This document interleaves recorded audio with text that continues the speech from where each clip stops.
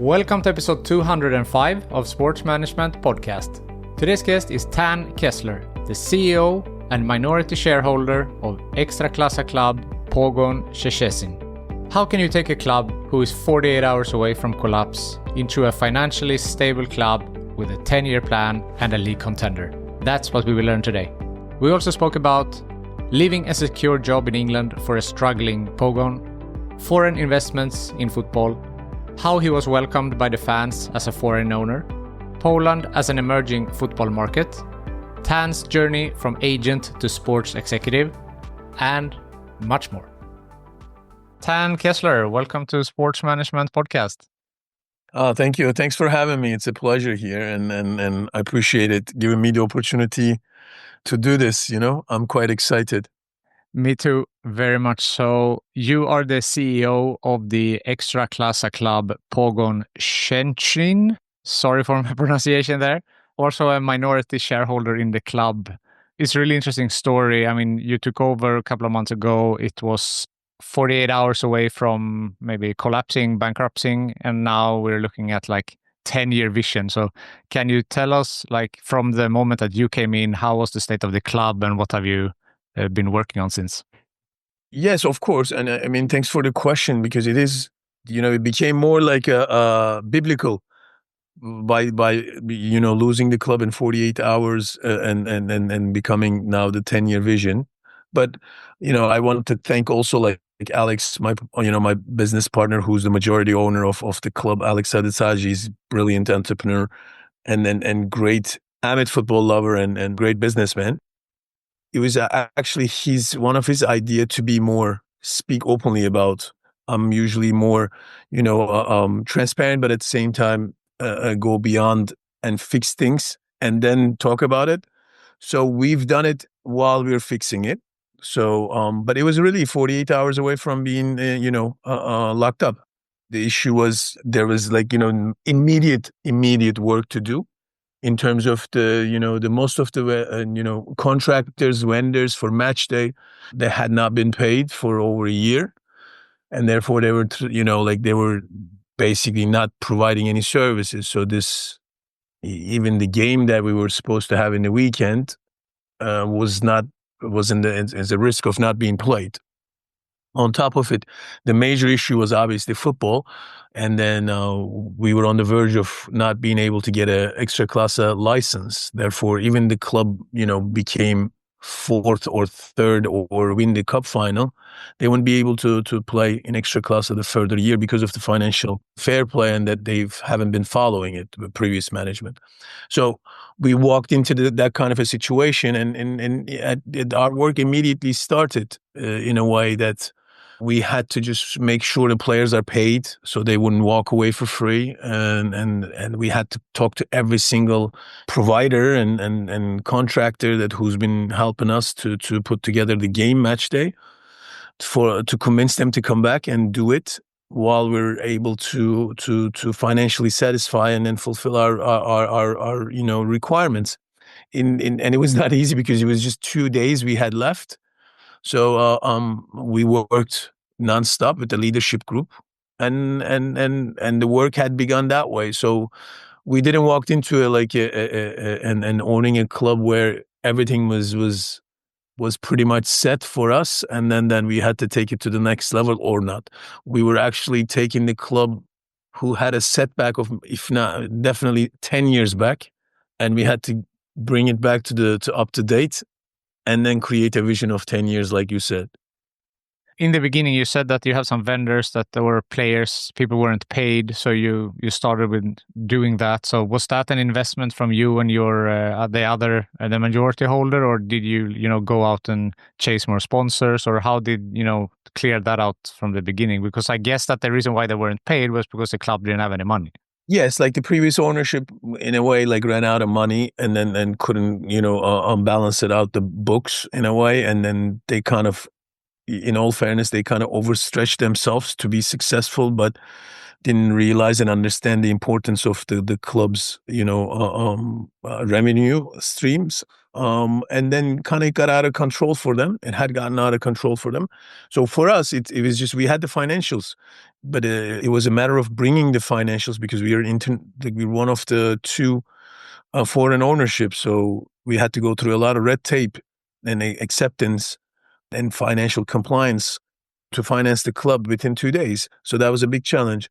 But we had the finances. We weren't expecting other revenue streams to be like collected and then you pay off the debts and all that stuff. We had the finances, we had the resources. It was a matter of bringing the money into the country. Once we brought it up, I mean, so far, Alex and we paid over 45, 50 million zloty, which is 10 to 10 to 11 million euros of debt to private lenders, to contractors, vendors, of course, the players. And then having said that, when came in, the players weren't paid for 3 months. And so they were actually had the right to walk away and terminate their contracts. So, but we had the availability, the financials and resources to manage the crisis. And now we're even increasing the capital. And most importantly, we're doing it not as a loan, like in the past, what they had done. We're doing it as a equity. So we're putting it into the club as an equity, which will benefit the club in the future, rather than becoming a more liable and distressed organization. Yeah. Coming in here and you say you're paying up, like basically you're paying up $10 million, like more or less instantly. My assumption is you don't do that if you don't see, an ROI down the road. So what are how do you see the potential? And when you saw this club and you wanted to invest and come in here, what are the potential that you saw in this club? Honestly, like it just, again, when I came in here in January, actually, January with Alex. Alex was the basically, we had a mutual friend who's a football consultant who recommended Pogon to Alex, and he and I, we have that kind of a relationship. He wanted my expert opinion if there's an opportunity in here rather than risk and problems. So I've kind of joined on board with Alex, and then when we came into January here, I immediately said, this is a perfect opportunity. Polish football is such an emerging market, has such a potential, but at the same time, it's underutilized, in my opinion, with the commercial revenues, with the sponsorship values. Ekstraklasa is doing an amazing job, with the TV revenues and within, making the league more respectful in Europe. But clubs are still, in a way, so focused on pitch success. And because when I came to Pogon, the first game, I realized it was a sellout. We have a brand new stadium, over 250 million zloty worth, and being spent by the city, by the citizens of Pogon's money. And it was 2 years old. It's very rare, very rare. You can find that kind of a facility in club acquisitions. And also it was full. And I genuinely realized that the fan base that we have, they want to be part of it, the club. They want to be identified as Pogoni, Pogoni, and they were very loyal, regardless of our history, which we didn't win anything in the 78 years. So it was quite, moving and inspirational for us. That was one of the main ROIs that we've identified, to be honest with you. Then we said, look, a lot of practices in North America and in Europe or England, top leagues, for commercial business approaches has not been done in Poland, because I've spent quite a bit of time researching other clubs, how they're doing their businesses, what they're doing with their sponsors. And all of a sudden I said, look, this is quite an opportunity. We can maximize our revenues. Then, Alex and we realized that the club's problem is not revenue. It was more spending. So we said, if we can, control the spending, and then if we can create a wisely budget and realistic targets, we can be one of the rare clubs in Poland that can just generate positive numbers, profits as well. of course, all of this is business side of it. There was a football opportunity as well. And when I arrived, I realized an amazing coach who had a really similar football mentality, football philosophy like I have. And then also players that are quite valuable. We have Golden Boot winner. Our striker is the number one goal scorer in the league, and he was leading at that time. We have our right back. He's a Swedish national team player. We had a couple of players from different regions. We have Adrian Chiborek, who's 18 years old and who's in the top 10 young players in Europe, who has registering that kind of minutes and performance. So I said, with football also, with the right approach, we can do better and we can actually generate a lot of revenue as well. And finally, my most eye-opening part was the academy. Most academies, you need to bring talent and develop. Here we have 1,400 kids registered, and then we have the talent. We literally, they come to factory by without us working hard for it. So and it was a matter of molding them and developing them for the elite level. Was a challenge, but at the same time, it was a massive opportunity. So these were the main things that when come together, we said, look, the club is still, yes, it's in a lot of financial depth, but still can create us a big opportunity and big value. And we can, increase the club's value, enterprise value significantly within the 3 years.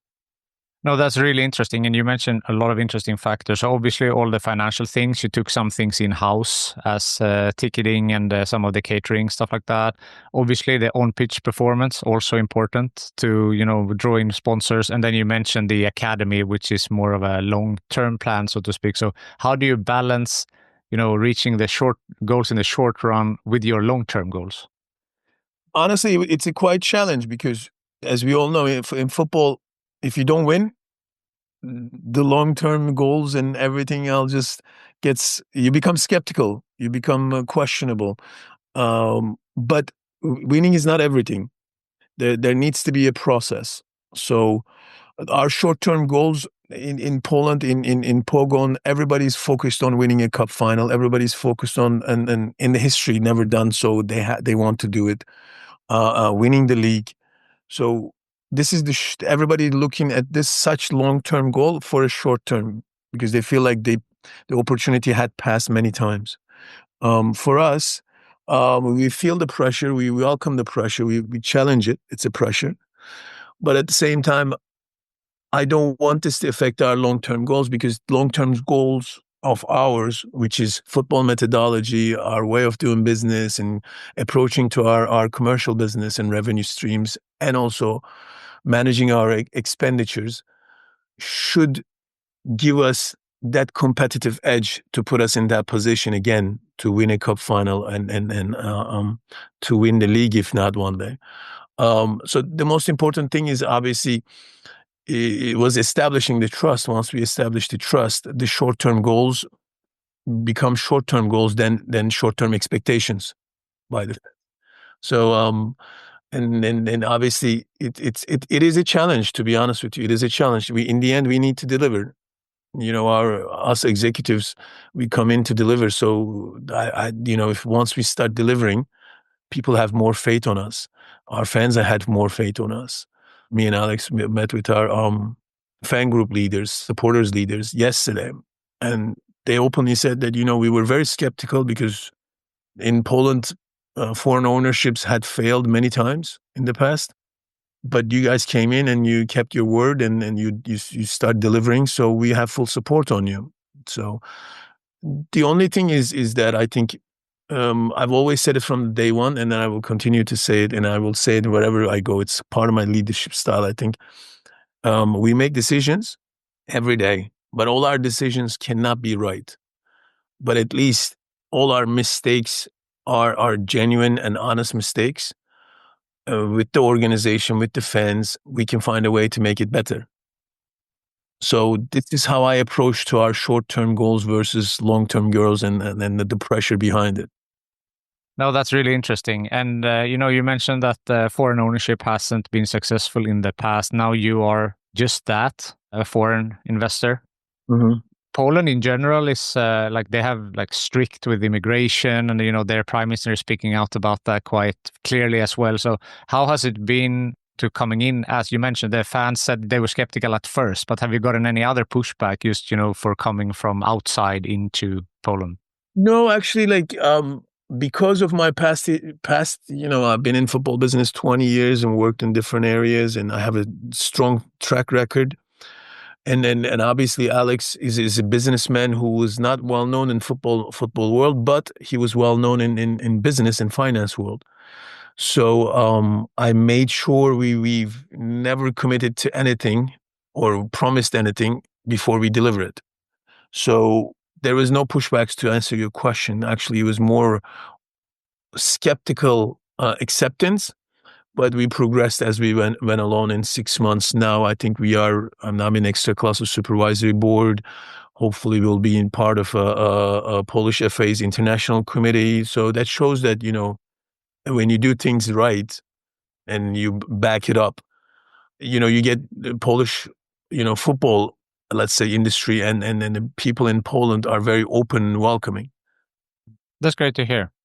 And because Poland is considered like an emerging market, so and of course, like maybe some foreign investment would be needed in order to make a change as well. I agree. No, because like I'm looking at most of the clubs, they're more state financed. So similar to Turkey, but it's not sustainable, because one year the state has his own budget, its own budget like deficit, and then they just limit their contribution towards the football clubs. So, but the government had done amazing job with the facilities, given, motivated every city to build after, especially the Euros in the past, we built state of art stadiums. So like our stadiums, like unbelievable. And then I know, Legia Stadium and many stadiums had been built in the last decade. So by infrastructure, everything is here. And the passion for football is very unique. And I can tell you that the loyalty from the fans coming to the games our attendance is average attendance in Poland is significantly higher than many other leagues, including Super League, as considered as one of the top leagues, Turkish Super League that I know personally. And then, except, La Liga, Germany, obviously Premier League, but it's up there, to be honest with you. Any other emerging market, I think we're leading in terms of the attendance, in terms of the TV revenues, and that's it. So there is a huge potential in here, but for foreign ownership, you have to blend in. You have to, like, I live in Szczecin. I live and breathe the club and the organization, the failure, the success, the aspiration. So I was there when we lost cup final. I'm here from the beginning of the preparations. And so is Alex. So we were hands on. We are not investors, actually. When everybody expects foreign investors as an investors, we are not investors. We are operators. Ownership model with full operational knowledge. Yeah, because I think that's what maybe some people are afraid of, that the foreign investors are like passive investors. They just throw money at something and then they hope that something will change, or they just make short-term business decisions that will not, benefit the club in the long run. But what you're saying, like you are, fully invested and you're living and breathing this club and you want to, take them to the next level. Exactly. And you mentioned that you were on the supervisory board as well for Ekstraklasa. So, with your international lens, being in different countries, different leagues, different clubs, what do you think that you can contribute to the league for them to take the next level? I think I could be one of one of the pieces to that success puzzle. I wouldn't say that I can just contribute something significantly to an organization like Ekstraklasa, because they've been doing fantastic. Marcin, who's the CEO of the organization and revolutionized the Ekstraklasa, in my opinion, with the support of all the Ekstraklasa clubs and the federation. What I can do is just basically the Ekstraklasa is on the right track and can maybe help to structure or strategically position the league in more international level. So recently we signed Ekstraklasa, like we signed a deal to international TV deal with beIN Sports to be broadcasted in US and Canada. So Alex being from Canada, myself like educated in US, we can understand how to promote and then market the league and increase the awareness of our league in North American market. So that could be one of it. Of course, I want Ekstraklasa to become more a dominant league in Europe rather than and just an emerging market. But the league has been taking strategic steps to be on that way. So I can see that in here. I'm so proud to be part of it and happy to be part of it. So for me, I'm just a small piece in the puzzle, whatever I can contribute from my English experience to Turkish national team background. I'm happy to do that. So, I mean, we have talked about your background a lot, but we haven't digged deep there. So, I mean, you've been, gone from FIFA agent, you have been to different clubs and leagues. So can you talk a little bit about your journey, how it's been in the sports industry? I've actually studied, I played basketball in Turkey, and then I've got a scholarship to get my education, which was my father's, will in a way. And my father's a well-known football player and a coach in Turkey for his generation. So I've kind of born into football, if I was to say. So everything about football is in my DNA, and I can relate to it very naturally because I grew up with my father, on the pitch, off the pitch, on the stands, people chanting for him, or when they lose, they were criticizing them. So, and different clubs, different cities. So, and I've kind of developed my character through my father's journey. And obviously I decided to play basketball because he always wanted me to get an education, to be the first person in our family with the highest education. Again, my mother also a significant character who's a national gymnast. And so I was born in a sports family, and then played basketball. Once I finished my university, I realized, I had limited opportunity to go back to play sports, but with the injuries, it was difficult. Then I said to myself, let me just understand the business world in finance, where I educated. And I also realized that it's sports is in my, again, DNA, and it's the only passionate thing that I have. So I decided to go get more education in NYU to study sports business management. From there, I got an opportunity to work in MLS, which at the time it was the 70 people. Now it's 500 people working in MLS. So I've gotten to understand the nucleus and the roots of MLS, taking the further step, because from that moment, the MLS took off with the expansions and everything. So then coming back to Turkish Football Federation, I was fortunate to be part of senior national team, one of the youngest. At the time, I was the youngest executive. Then I had a couple of my friends taking over the jobs after me. So, we were one of the new generation, let's say golden generation, to deliver different route to Turkish football. And so I was part of the new foreign football, foreign player regulations in Super League, and different competitions for national team with different coaches for European competitions. And then in that journey, I had taken 17, 18 different seminars, courses, licenses for coach education, elite player development.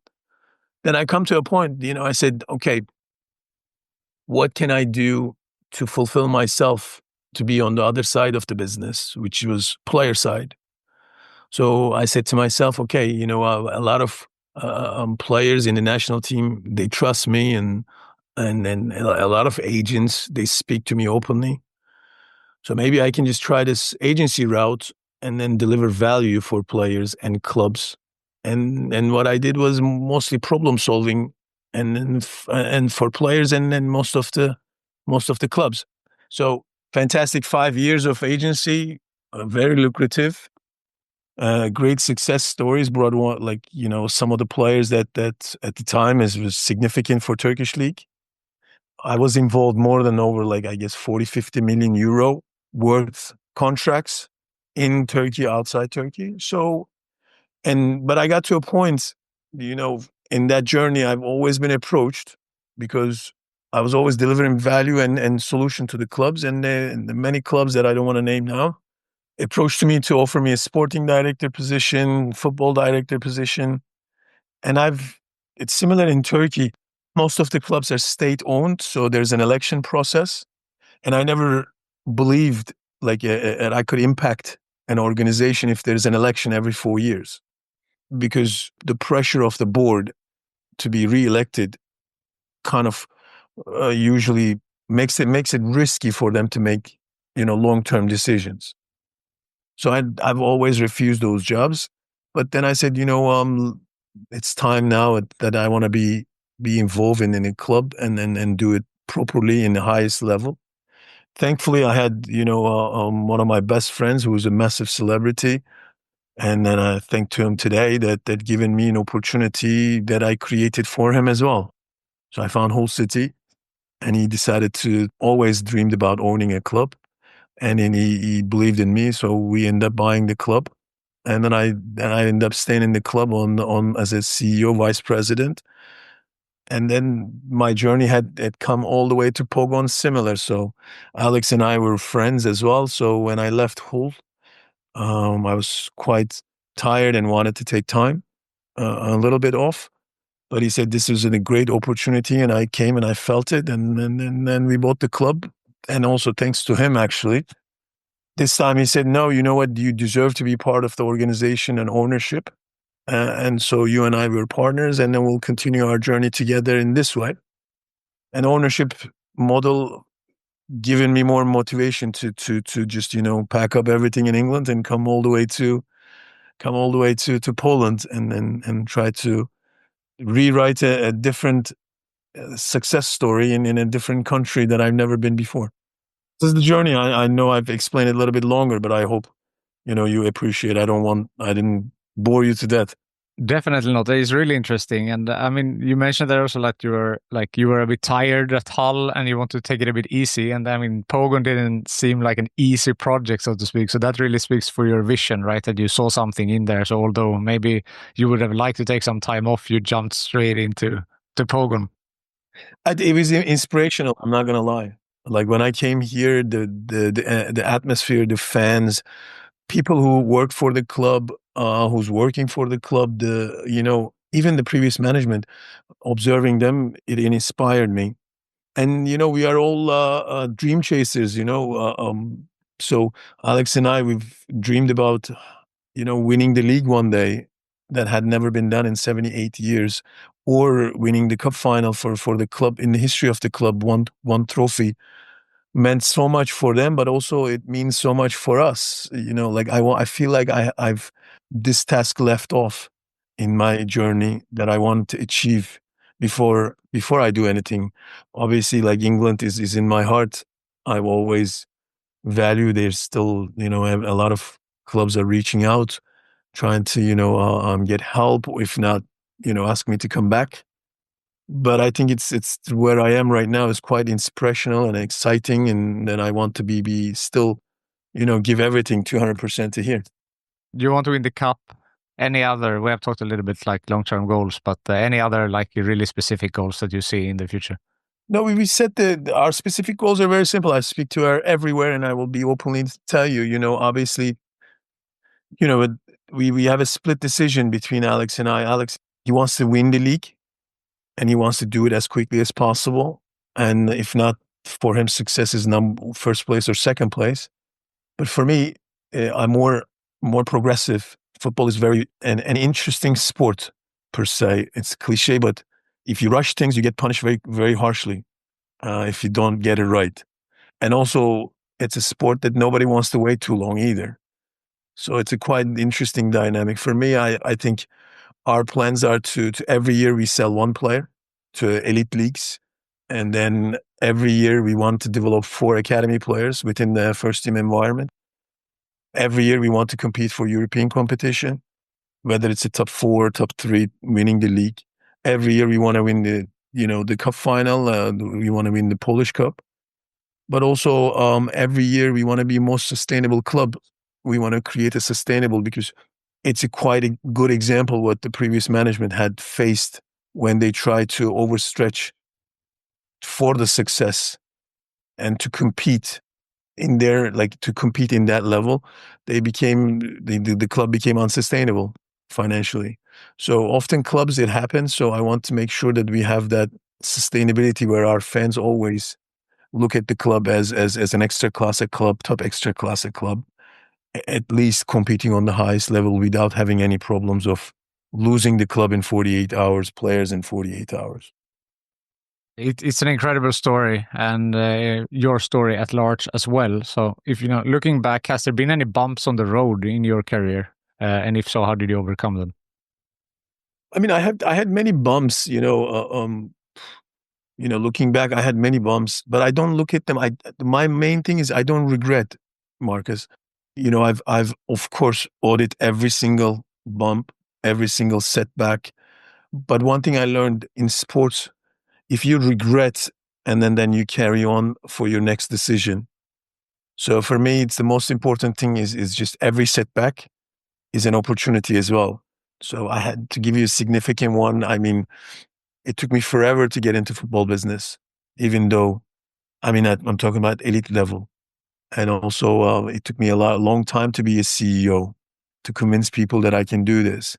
Like coming from in England, for example, coming into Hull City with an agency background, nobody receives agents that like openly. I was very skeptical. I had to prove myself.